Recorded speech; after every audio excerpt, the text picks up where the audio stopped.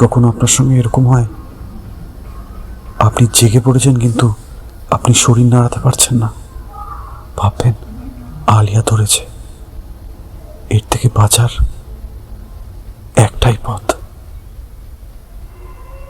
আত্মসমর্পণ।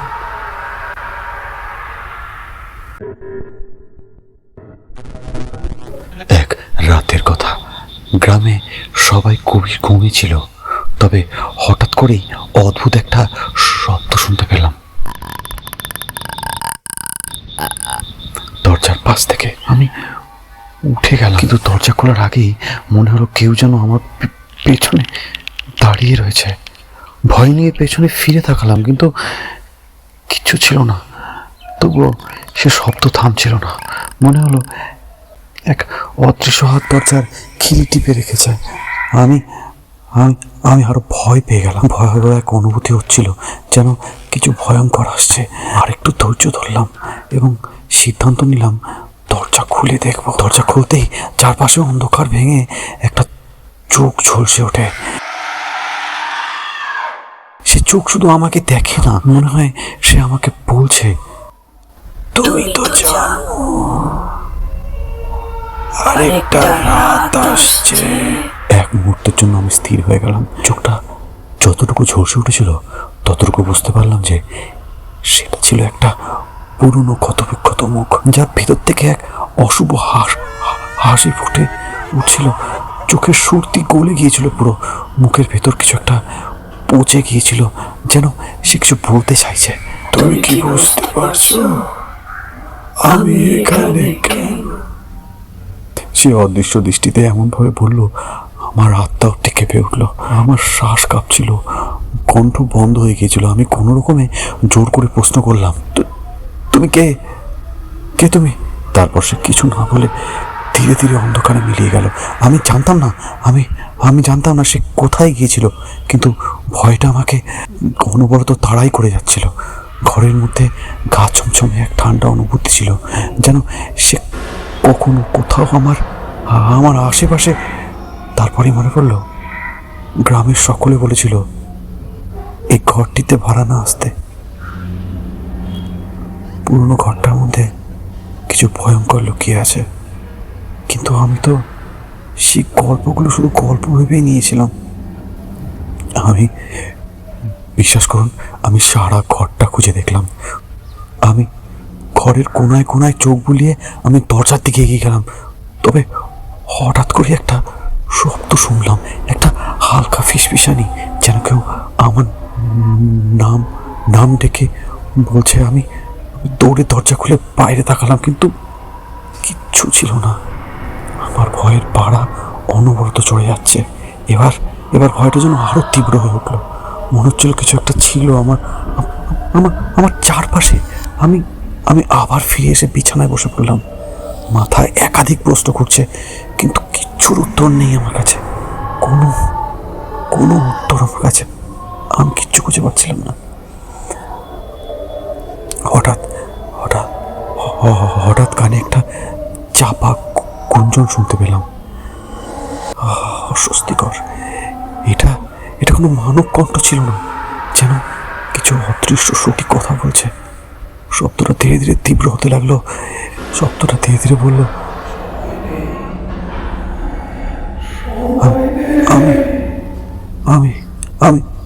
আমি আবার উঠে দাঁড়ালাম, কিন্তু তখন দেখলাম যে ঘরের এক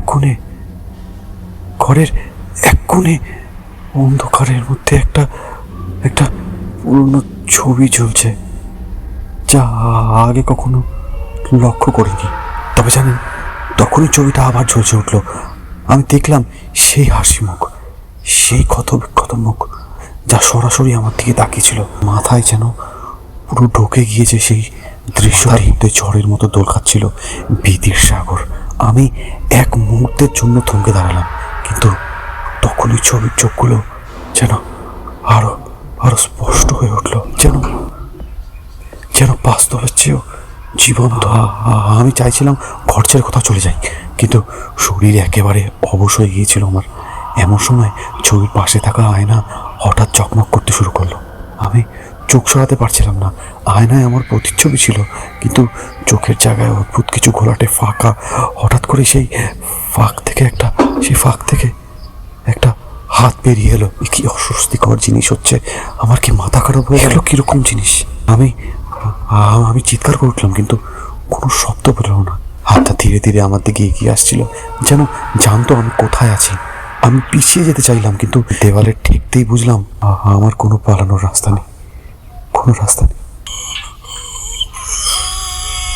সেই ফিসফিস শব্দ শুনতে পেলাম, তুমি জানো না সব শেষ। আমার হৃদস্পন্দন দ্রুত হয়ে উঠলো, পুরো শরীর যেন অবশ হয়ে গিয়েছে। বাইরে কেমন এক খচখচানি আওয়াজ। আমি চারিদিকে ঘুরছে আমার মাথার, পুরো শরীরটা যেন অবশ হয়ে গেছে। মনে হচ্ছিল পুরো পুরো ঘরটা আমার দিকে এগিয়ে আসছে। আমি যেন এক অন্ধকার সুড়ঙ্গের মধ্যে আটকে গেছি। সত্যি তো, এখানে সুড়ঙ্গ কোথা থেকে এলো? কি ঘটছে আমার সাথে? আমার মাথা ঠিক নেই। কিন্তু তারপর সেই হালকা হাসির শব্দটা আবার পেলাম, ভয়ঙ্কর তীক্ষ্ণ, যেন আমার মনের ভিতরে সূর্যের মতন আঘাত মারছে। তখন সেই ঘরটা আবার কেমন এক বিভৎস গন্ধে ভরে উঠলো, পচা গলা গন্ধ। অদ্ভুত একটা ঠান্ডা বাতাস ছড়িয়ে পড়লো চারিদিকে, যেন কোনো অদৃশ্য শক্তি আমাকে ঘিরে ফেলেছে। আমি জানতাম কিছুটা সময় বাঁচলে হয়তো পালাতে পারবো, কিন্তু যেন কোথাও পালানো আর সম্ভব নয়। হঠাৎ ঘরের কোণে একটা দরজা দেখতে পেলাম, যা আমি আগে খেয়াল করিনি। দরজার ওপারে অন্ধকার, কিন্তু একটা ঠান্ডা পরিচিত হাওয়া বাতাসের মধ্যে উড়ে আসছিল। আমি মন্ত্রমুগ্ধের মতো কেন জানি ওই দরজার দিকে গেলাম। জানতাম না কি অপেক্ষা করছে আমার জন্য। আমি দরজার কাছে পৌঁছা দিই, সেই অন্ধকার যেন আমাকে চুম্বকের মতো টেনে নিচ্ছিল। একটা গা ছমছমে অনুভূতি হচ্ছিল, মনে হচ্ছিল এই দরজা বেরোলেই কিছু অদ্ভুত ঘটবে। তবুও আমি আর কোনো উপায় না পেয়ে দরজাটা খুলিয়ে দিলাম। এদিকে সেই অদৃশ্য হাসি যেন আরো তীক্ষ্ণ হয়ে উঠছে, যেন কোনো এক অশুভ শক্তি আমাকে তাড়া করছে। দরজা খুলতেই আমি দেখলাম সামনে একটা বিস্তীর্ণ অন্ধকার গলির শেষ প্রান্তে খুব দূরে একটা ধোঁয়া মতন কিছু দেখতে পেলাম, যা নড়ছিল। মনে হচ্ছিল সেটা কোনো এক অদ্ভুত সত্তা, যেন আমাকে অনুসরণ করছে। গলি দিয়ে ধীরে ধীরে এগিয়ে যাচ্ছিলাম, প্রত্যেকটা পদক্ষেপ ভয় এবং আশঙ্কা আরো বেড়ে যাচ্ছিল। তবু আমি থামলাম না। আমি একটু কথা জানে কিছু একটা ছিল যা আমাকে বলতে চাইছিল, এটা তোমার শেষ পথ। তুমি কি বুঝতে? গলি আরো গভীর হয়ে উঠছিল, এবং ঠিক তখন অন্ধকারের মাঝে একটা ঝলক দেখলাম। মনে হচ্ছিল সেটা কোনো পুরনো পরিচিত মুখটা আস্তে আস্তে স্পষ্ট হতে লাগলো। প্রথমে তো মুছে যায়, আবার অন্ধকারের সাথে মিলিয়ে যাচ্ছিল। কিন্তু যতই আমি এগিয়ে যাচ্ছিলাম সেটা আরো পরিষ্কার হচ্ছিল। মুখটা ছিল সেই পুরনো হাসি মুখ, যেটা আমি আগে ছবিতে দেখেছিলাম। এটা আমার পেছন কেন ছাড়ছে না? তবে এবার মুখের কাটা জায়গাগুলো আরো গভীর হয়ে উঠেছিল, চোখগুলো ফাঁকা হয়ে গিয়েছিল, যেন কোনো জীবিত সত্তা নয়। হঠাৎ মুখটি হাসলো।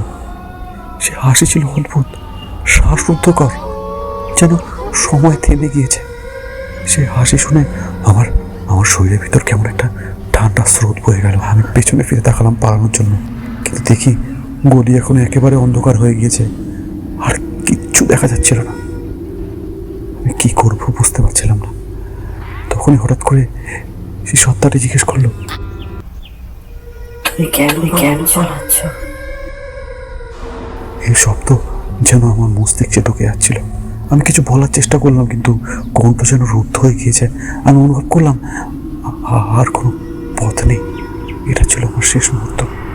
ঠিক সেই সময় গলির শেষ প্রান্তে সেই অদ্ভুত সত্তাটি এক পায়ে কি আসতে শুরু করলো। আমি পেছাতে শুরু করলাম। আমি বুঝতে পারলাম যে মুখটা শুধু আমাকে নয়, আমার ভিতরের ভয়কে, আমার আতঙ্ককে ধরতে এসেছে।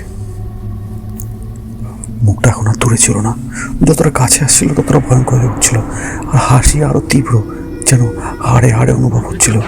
আমি একবার পিছিয়ে গেলাম, কিন্তু গলি যেন আমাকে ঘিরে ফেলছিল। একে একে অন্ধকার আরো ঘনীভূত হচ্ছিল। হঠাৎ আমি শুনতে পেলাম কোনো এক অদ্ভুত আওয়াজ, যেন মাটি ফুঁড়ে বেরোচ্ছে। আমি পিছাতে লাগলাম, কিন্তু কিন্তু কিছু রক্তমাখা কালো হাত বেরিয়ে এসে আমার পা চেপে ধরল, যেন তারা কোনো অতীতের অত্যাচারের সাক্ষী। সেই হাতগুলো ধীরে ধীরে আমাকে পুরো গ্রাস করে নিচ্ছিল। আমি চিৎকার করতে চাইলাম, কিন্তু আমার গোড়া থেকে কোনো আওয়াজ বেরোচ্ছে না। তারপর অন্ধকারে আমি দেখলাম তারা শুধু আমাকে নয়, আমাকে ঘিরে থাকা সব কিছু চাইছে। সে মুখটা এখন আমার খুব কাছে, একদম তার শ্বাস প্রশ্বাস আমি অনুভব করছি। তার চোখের ভিতরে আমি দেখলাম এক ভয়ঙ্কর বিভীষিকা, যেন তার মধ্যে কিছু বিরাট সত্তা লুকিয়ে আছে, যা সময়ের প্রতিটি দানবের থেকেও ভয়ঙ্কর। সে একটানা হাসি দিয়ে বলল, তোমার কাছে আর কোনো সুযোগ নেই। তুমি আমাদের স্বপ্নে হারিয়ে গেছো। স্বপ্ন? স্বপ্ন? হ্যাঁ, বাস্তব জীবনে এগুলো হওয়া সম্ভব নয়। এটা স্বপ্নই বটে। একটা ঘর শব্দ শুনতে পেলাম, যেন পৃথিবী নিজেই ছেড়ে যাচ্ছে। আমি যেন মাটির তলায় ঢুকে যাচ্ছি। ভয়াবহ এক শূন্যতা আমাকে গ্রাস করতে শুরু করছে। আমি জানতাম আর এবার আর ফিরে যাওয়ার কোনো পথ নেই। সব কিছু ধীরে ধীরে স্নান হয়ে যাচ্ছিল, যেন যেন এক গভীর ঘুমের মধ্যে ডুবে যাচ্ছি। আমি আমি হঠাৎ অনুভব করলাম এটা তো স্বপ্ন। শরীরটা যেন অবশ হয়ে গেছে। আমি সব বুঝতে পারছি। পাখার হাওয়া, ভোরবেলার পাখির কিচপিচি ডাক, কিন্তু শরীর কেন নাড়াতে পারছি না। তখন আমার মনে হলো ঠাকুমারা বলেছিল আলিয়া ধরলে নাকি আমাদের আত্মা আর শরীর আলাদা হয়ে যায়। তবে কি আমায় আলিয়া ধরেছে? আলিয়া এক ভয়ঙ্কর সত্তা, যা আপনাকে জীবিত অবস্থায় মৃত করে দেবে। আমি বুঝতে পারছিলাম না আমি কি করব। যেন এক অদৃশ্য সত্তার কবলে পড়ে আছি। এক অদ্ভুতভাবে আমি বুঝতে পারলাম যে এই ভয়, এই আতঙ্ক, এই সব কিছু আমি নিজেই সৃষ্টি করেছিলাম। গলি, মুখ সব কিছু ছিল আমার মনের প্রতিচ্ছবি। আমি আমার ভয়ের ভিতরে ছিলাম, আর সেই ভয়ের কারণ হলো সেই আলিয়া। এখনো আমি সেখান থেকে বেরোতে পারিনি। আমার শরীর পচে গলে গিয়েছে একা সেই ঘরে।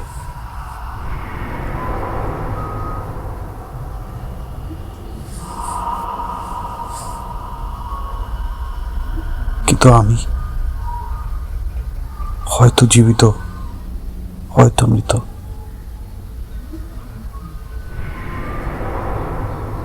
যদি কখনো আপনার সঙ্গে এরকম হয়, আপনি জেগে পড়েছেন কিন্তু আপনি শরীর নাড়াতে পারছেন না, ভাববেন আলিয়া ধরেছে। এর থেকে বাঁচার একটাই পথ, আত্মসমর্পণ। গল্প যদি ভালো লেগে থাকে তাহলে লাইক, কমেন্ট, সাবস্ক্রাইব করে দিও। আর হ্যাঁ, একটা কথা সবার জন্য, নাইট FM বাংলা সাবস্ক্রাইব না করলে কে জানে আজ রাতেই আপনাকে আলিয়া ধরবে। সাবস্ক্রাইব করলে হয়তো কিছু হবে না, কারণ গল্প সত্যি হয় যদি সাবস্ক্রাইব না করা হয়।